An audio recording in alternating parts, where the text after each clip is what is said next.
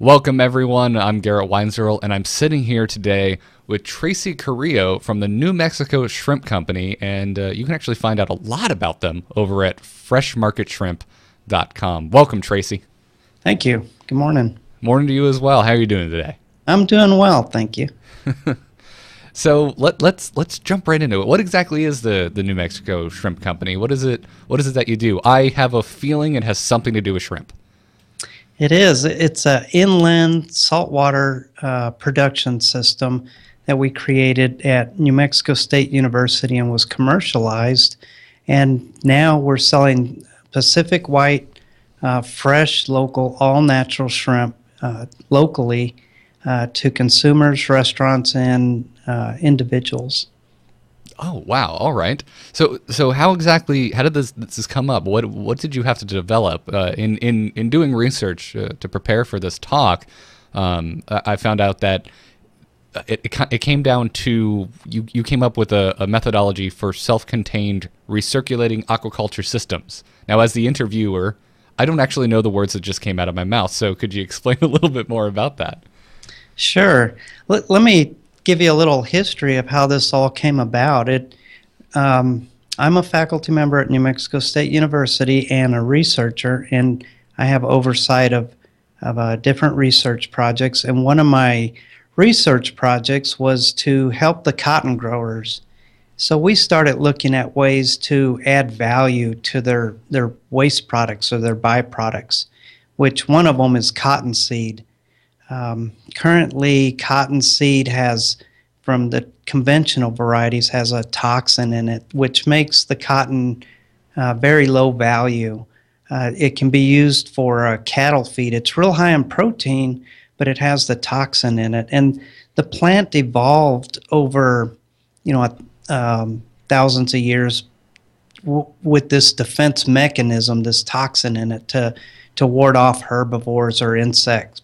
Pest insects, and so the cottonseed has low value, and we started researching, how can we add value to this byproduct, this waste product, and we created and developed and bred a naturally occurring cotton plant that doesn't have the gossypol, that toxin in it.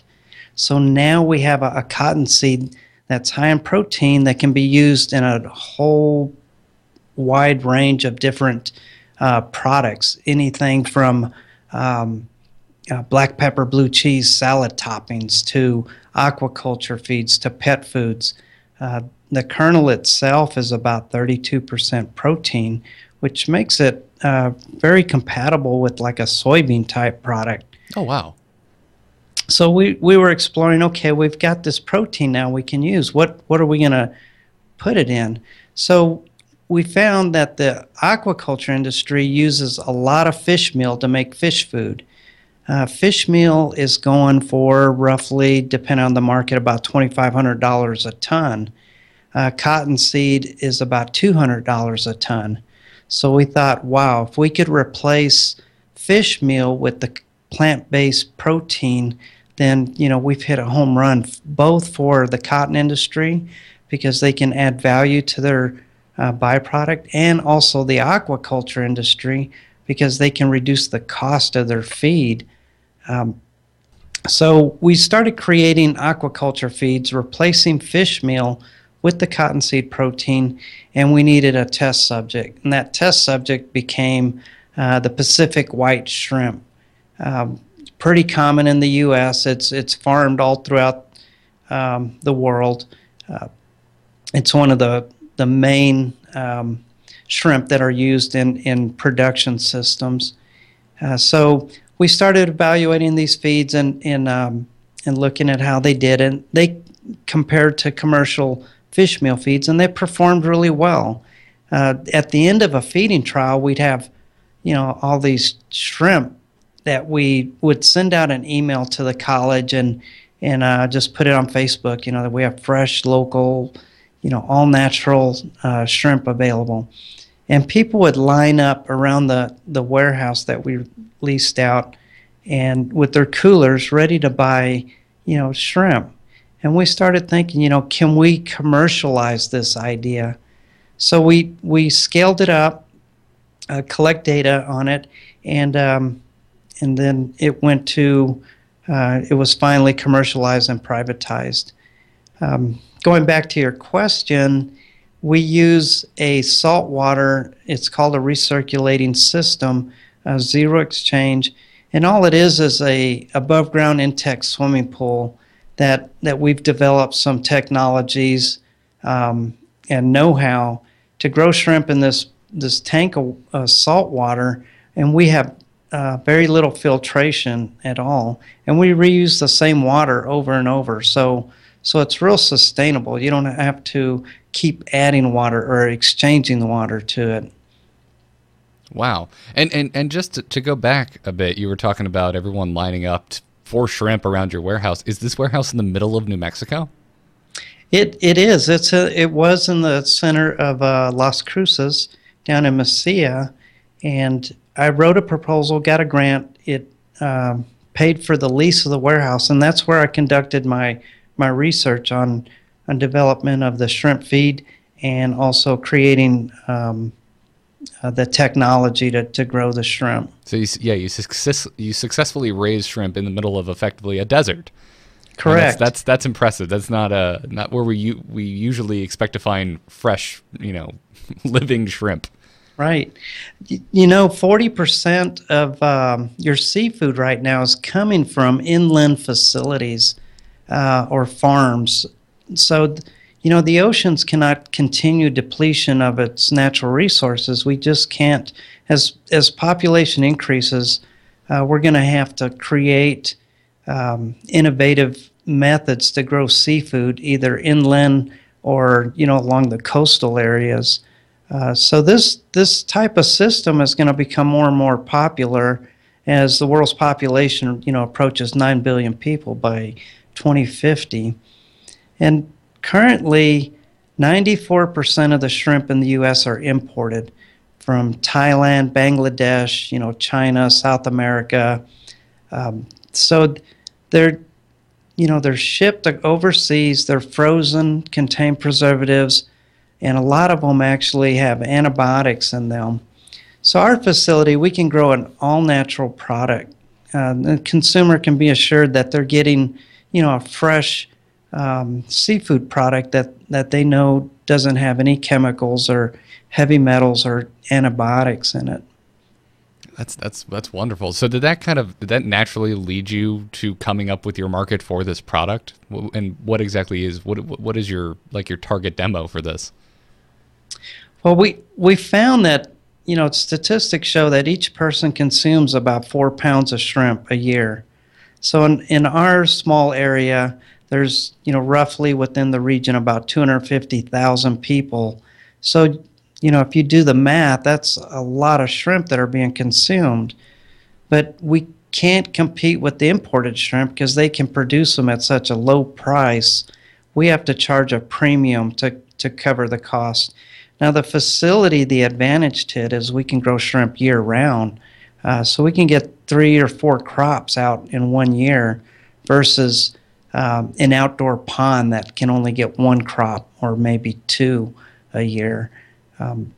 So we started looking at targeting mid to high-end restaurants that can kind of adapt to that premium price, and also retail customers. We have quite a following right now that prefer a local, all-natural seafood product over something that's been frozen and sitting in a freezer for several months. Right. That's a huge selling point, especially in food. If anything where you can say it is, it's fresh. It has not been previously frozen. That's always that's a key point. Right. People, it's the new organic. All natural, local is the new organic for the public, and that's kind of the trend we're starting to see.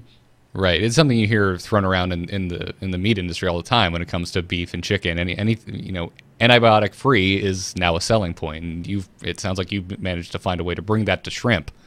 Right, correct. And seafood, is an important staple for globally. with this facility, we've worked through the Arrowhead Incubator Technology Program, and now we're able to license this out, almost like a franchise type model. So what you're going to see in the future are these facilities popping up in every metropolitan region, and just outside those areas in a rural community where they can have production of freshwater or fresh shrimp and other seafood products that are coming where the consumer can go right to the facility and get fresh seafood, or the facility can sell to a local restaurant. Have you looked into selling to like just local grocers? We have. If the challenge there is if we sell retail to walk-in customers, then we're competing with the grocery stores, and the price point would be a challenge then. Oh, okay, that's a good point. I hadn't considered that. Right. So what about, have you looked into an international market at all? You mentioned franchising this out, so you're basically selling your methods and your technology. Correct. We have a license fee, and with that license fee, they get to avoid all the mistakes we made, developing this business, and there's a software package that we created that helps them make management decisions.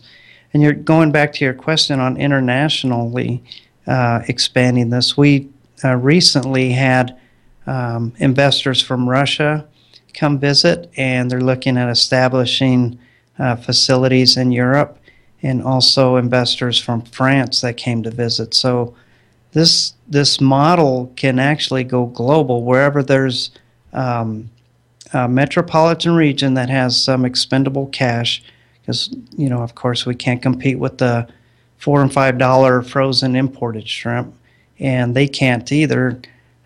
So it has to be a region that has some sort of economy that can sustain a premium price. Oh, wow. Now, have you looked into maybe applying this tech to different types of seafood, like branching out beyond shrimp? We have, and part of this I guess package is that in our facility, the shrimp facility, we do generate a little bit of waste. So that waste, what we're doing is we created not an aquaponic system, but we have a new technology which we're calling Nutria-ponics. And Nutria-ponics, what we do is we take the waste and we're growing vegetables like sea asparagus, microgreens, wheatgrass, some of the high-end cash crops. So we're actually adding value to even our waste product. So you're using the shrimp waste basically as fertilizer for aqua-grown vegetables? Correct. That's impressive. That's an interesting circle of production. Right. At that point, it makes the whole system and the whole package completely sustainable, and with very little, if any, waste at all, and zero exchange in the entire system. So we reuse the same water. The plants filter the water, and then we can bring that water back in. I was just about to ask. So you have the water exchanging between the shrimp and the plant tanks? Right. The only difference is the shrimp aren't in the same system. We're just taking the waste from the shrimp to add it to the system, and that's where we coined the name Nutria-ponics, for nutrient-rich ponic system. That's quite impressive. Now, how did you land on that? How much research went on it? Did you have to surround yourself with a team of people? Well, one of the nice things of being at NMSU is we have access to a lot of student labor. So we can hire students, put them on various tasks, and there's a lot of research programs like Capstone where engineering students are assigned a project at a commercial business. So we give them a task and a challenge and let them work through that challenge over the semester. And most of the time they come up with some pretty good solutions and ideas for us. That's impressive. And you've worked pretty much exclusively with NMSU and students? Right, correct. Nice.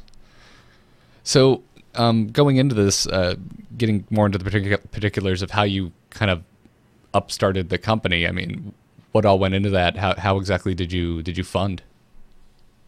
Well, that was kind of serendipity. We, during one of our shrimp sales on a Saturday morning, this gentleman walked in, and he had been just coming back from New Orleans and had eaten shrimp all week long, and he wanted to see what was going on. And we started talking. He goes, "Tracey, this is a great idea. How do I get involved?" And during our conversation, it turns out he pioneered the aluminum trailer business and had recently sold his business to Warren Buffett. So he said, I'll invest in this to commercialize it. We'll use your technology and your know-how, and we'll partner and we'll create a business out of this. So after, maybe about a year in planning and working with Arrowhead, the business materialized, and currently we have a 10,000 square foot facility, really well done facility down in Mesquite, New Mexico, that can produce about 12,000 pounds of shrimp a year. This summer we're getting ready to set up the Nutria-ponics, and we have several outdoor tanks. We're hoping to do other fish species like maybe tilapia and catfish and crawfish, and just start exploring with other seafood that we can offer to the public. That's great. That's really interesting. Now, when you back to how you license this out to everyone, is there just kind of one license or one product that you're selling? Do they kind of buy the entire thing as one big kit, or can someone just buy the rights just to grow shrimp without the Nutria-ponics system? You also mentioned some software that you had come up with as well. Right. So the license agreement for the shrimp production portion, what they get is all the technology know-how. They get access to the software. They get consulting. They can come train at our facility for however long they need to. So when their facility is operational, they can just step right into it and start running it. They get continued research that we're doing and support. Now, the Nutria-ponics, that's a separate license. So if they choose to add that on to their facility, then they can license that as well. And the license agreement gives them a geographical region, so we're not stacking competitors right next to them. It's about 250,000 populace is a region that we can assign to them. For an international licensee, they get a master license, which they get a much larger region, but it's also a much larger license fee. That's great. And we had spoken just a little bit off air, just about the name of the company and how you started as the New Mexico Shrimp Company, but now if, your website is freshmarketshrimp.com. How did you make that change? Well, when we were conducting the research and when we set up a mock business with that students ran, and it was still university research at the time, we just coined the name New Mexico Shrimp Company, kind of just following like Bubba Gump Shrimp Company, and we get that a lot too. Every time we say New Mexico Shrimp Company, they got to throw in a line from Bubba Gump, and which is kind of hilarious. But so that worked really well regionally, but then we started getting interest once we commercialized internationally and also nationally. So we have one licensed facility right now in Boston, Massachusetts.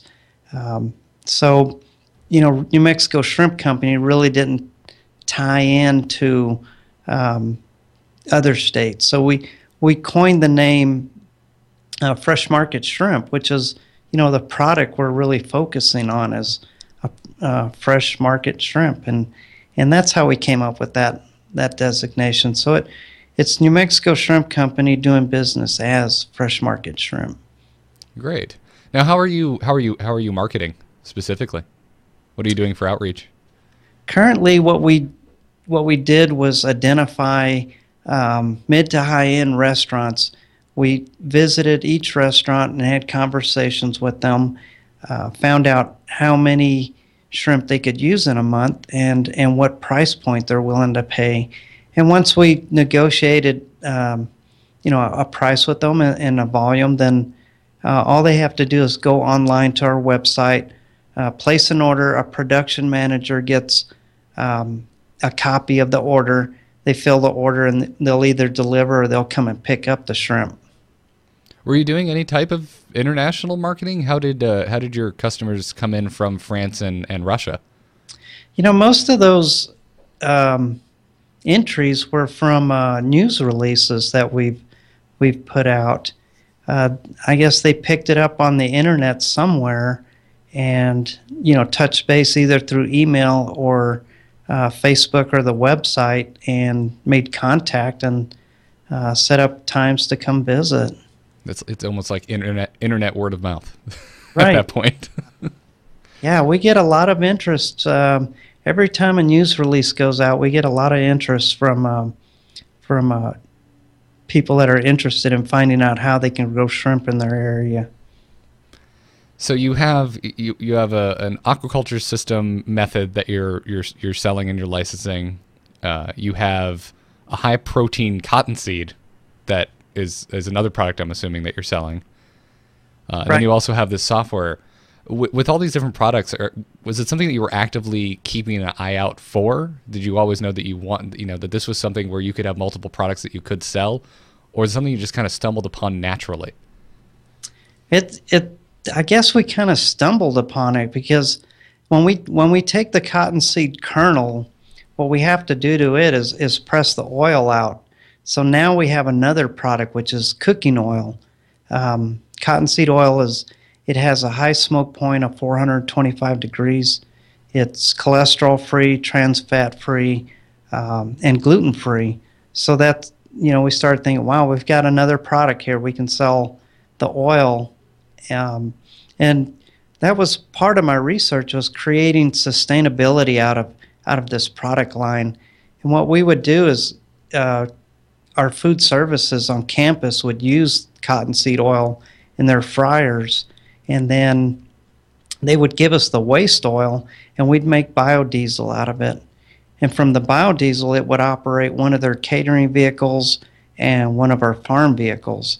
And then the waste product from the biodiesel was glycerin.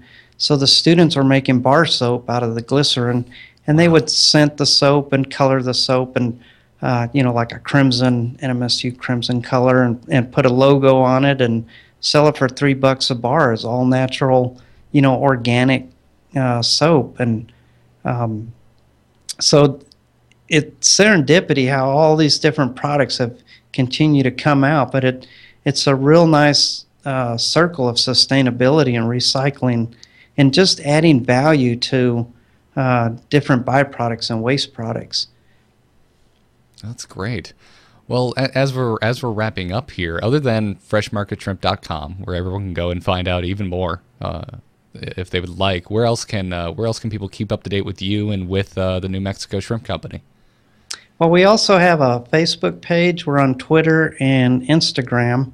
Facebook, we get a lot of interaction between the people that like the page, and I'm always sharing information as well on Facebook. That's probably the best place to go to find out, what's currently happening, and also with Twitter. Great. Is the Facebook page Fresh Market Shrimp or New Mexico Shrimp Company? I'd have to look. Oh, okay. Which one it's called? Gotcha. They can go to the website and just click on the Facebook logo, and it'll take it right to there. Oh, wonderful. Okay, so everything is linked on freshmarketshrimp.com. Right. Well, that's great. Well, before we end, is there anything else you'd like to promote or let people know about? I think we've covered about everything. It's pretty exciting to see this industry starting to take off in the U.S. and as consumers become more educated on how fresh shrimp are compared to imported shrimp that sometimes use slave labor, and you just really don't know what you're getting. People are really getting attuned to getting local and fresh. Well, that's great, and it's wonderful that that your product is opening that up and giving access to a lot more people around the globe. It sounds like. So, Right. well, wonderful. Well, Tracey, thank you so much for your time. The story is incredible. Just this perfect circle of self-sustainability is really impressive. Oh, great. Well, thank you. Well, all right, everyone. Well, thank you for your time once again, Tracey. Everyone, go check out freshmarketshrimp.com. Follow them on Twitter. Follow them on Facebook. And we will see you next time. Great.